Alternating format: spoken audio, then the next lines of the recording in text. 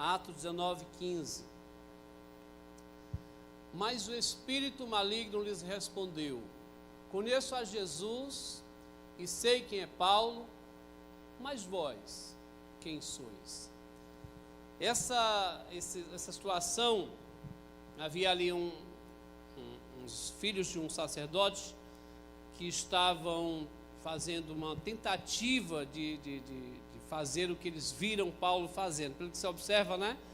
No texto, eles tentaram fazer algo que eles viram Paulo fazendo e outros irmãos fazendo, e eles acharam interessante, acharam bonito, né? Chamava a atenção, a igreja estava evidente, né? Em evidência naquele momento, e eles, sendo filhos de sacerdote, imaginaram que era possível eles também usarem o mesmo poder. Chegaram, viram uma pessoa possessa, e eles tentaram resolver esse problema e expulsar aquele espírito. E talvez houvesse até uma atitude boa, né? Não houvesse a ideia apenas de aparecer, mas de ajudar a pessoa, provavelmente. Amém? Eles só não tinham a compreensão das coisas, como funcionam. Eles não eram ainda bem instruídos, e aquele espírito sabia disso muito bem, e ele explorou imediatamente este ponto, né? E ele vai lá e faz essa pergunta e deixa eles sem resposta, e passaram vergonha, e tudo foi muito ruim para eles naquela situação. Amém? Para nós não tem nada de ruim aí. Essa pergunta que é feita é uma oportunidade que nós temos, que a igreja tem, boa oportunidade de dar respostas, né? Esse espírito queria saber algo. Quem sois vós? Quem vós sois, né? Mas vós, quem sois? Então, quando essa pergunta nos surge, nós podemos caminhar para vários pontos, né? Quem somos nós enquanto pais, enquanto cidadãos, enquanto cristãos, membros de uma igreja? Quem somos nós na nossa intimidade, no momento em que ninguém está nos vendo, né? Aquele departamento que é só nosso, né? Quando estamos a sós com nós mesmos. Quem somos nós lá na nossa intimidade? Quem somos nós lá no nosso mais profundo do nosso ser, né? Quem somos nós? Nós precisamos dar essas respostas, não para esse espírito, né? Mas para nós mesmos, para Deus, para que a gente possa aí ser abençoados quando nós respondemos bem essa pergunta. E ali aquele espírito faz menção de Paulo e de Jesus. E eu quis dar uma observada no que Jesus também, em certo momento, em Mateus 16, ele faz uma pergunta parecida, né? Ele diz assim, Mateus 16, 13 em diante: e chegando Jesus às partes de Cesaré de Filipe, interrogou seus discípulos, dizendo: quem dizem os homens ser o filho do homem? E eles disseram: uns dizem que é João Batista, outros dizem que é Elias, e outros Jeremias, ou um dos profetas. Disse-lhes ele: e vós, quem dizeis que eu sou, né? Quem sou eu para vocês? E Simão Pedro, respondendo, disse: tu és o Cristo, o Filho do Deus vivo. Então, esta resposta de Jesus foi dada antes da situação, mas ela respondia bem para aquela situação, né? A identidade de Jesus, ele não tinha dúvidas quanto a isso. Ele sabia exatamente quem ele era. Os discípulos falaram ali que as pessoas dizem que tu és Elias, João Batista. Todos os nomes que eles trouxeram aqui, que as pessoas diziam, né, que Jesus eram nomes importantes, eram profetas, eram homens de Deus, né? Nenhum desses nomes aqui era nome vergonhoso para alguém ser associado. Então as pessoas falavam de Jesus, né, buscando saber quem ele era, né? Eles imaginavam que ele podia ser um dos profetas que havia reencarnado e estava ali operando, mas ele era o Elias, ele era alguém, o João Batista. O Herodes teve esse medo aí. Eu acho que esse homem é o mesmo que eu mandei decapitar e ficou com medo quanto a isso. Se ele fosse qualquer uma dessas pessoas, não tinha nada de feio ou de pejorativo nisto, mas teria algo muito sério. Se ele fosse qualquer um desses, e não o Cristo, Filho do Deus vivo, a coisa mudaria totalmente de figura. Totalmente. Quando o Espírito diz assim, eu sei que é Jesus e conheço a Paulo.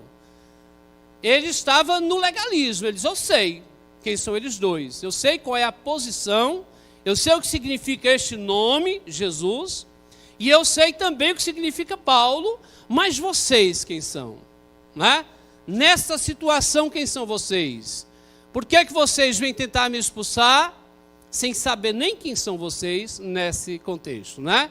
Jesus estava também trabalhando com essa ideia, quem dizem que eu sou por aí? E eles disseram várias coisas, e ele pergunta para Pedro, e Pedro acerta na mosca, como se diz, né? Tu és o Cristo, o Filho do Deus vivo. E a hora que ele diz isso, Jesus fala, não foi carne nem sangue que te revelou, mas meu Pai que está no céu.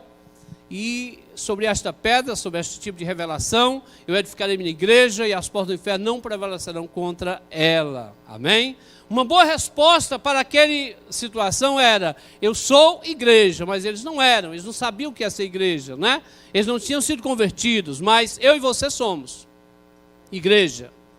Nós somos aquela que Jesus falou lá, que as portas do inferno não podem prevalecer, né?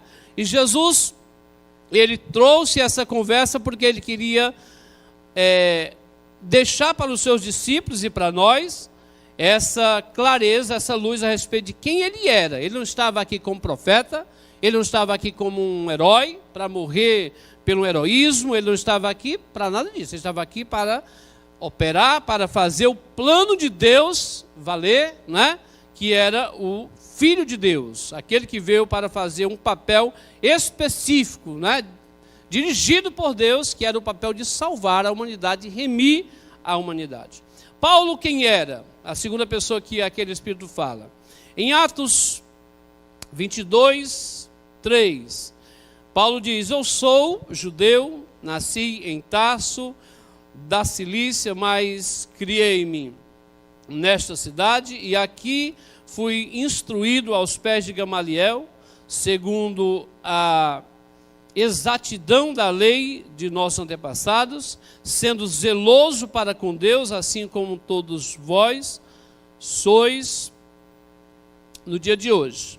Em Atos 9, 1 e 2 diz, e Saulo respirando ainda ameaças, 9 e 2, estou lendo agora, 9, 1 e 2, e Saulo respirando ainda ameaças e mortes contra os discípulos do Senhor, dirigiu-se ao sumo sacerdote e pediu-lhe cartas para Damasco, para as sinagogas, a fim de que, se encontrasse algum deste caminho, quer homens, quer mulheres, os conduzisse presos a Jerusalém. Amém?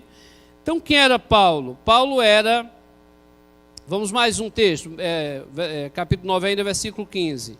Disse-lhe, porém, o Senhor, vai, porque este é para mim um vaso escolhido para levar o meu nome diante dos gentios e dos reis e dos filhos de Israel. Então, aqui, a segunda pessoa que aquele Espírito chama a atenção ali, ele diz que eu sei quem é Paulo, né? Sei quem é Jesus, sei quem é Paulo. Quem era Paulo?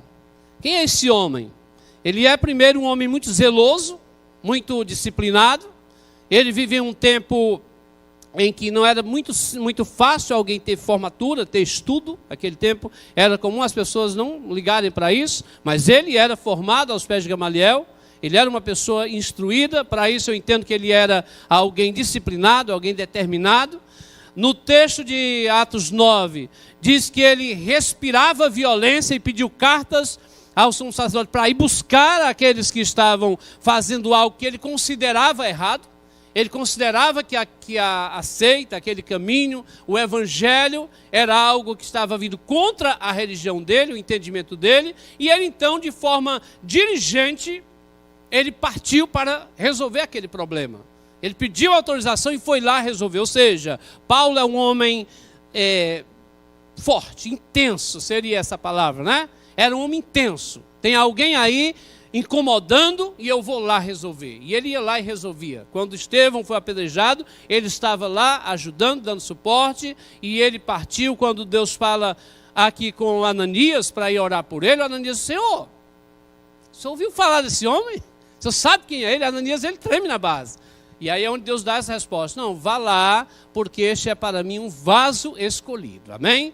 Então, quem era Paulo? Paulo era este homem com estas características, determinação, disciplina, força, né, diligência, mas ele era também um chamado de Deus, alguém que tinha legalidade no campo do Espírito.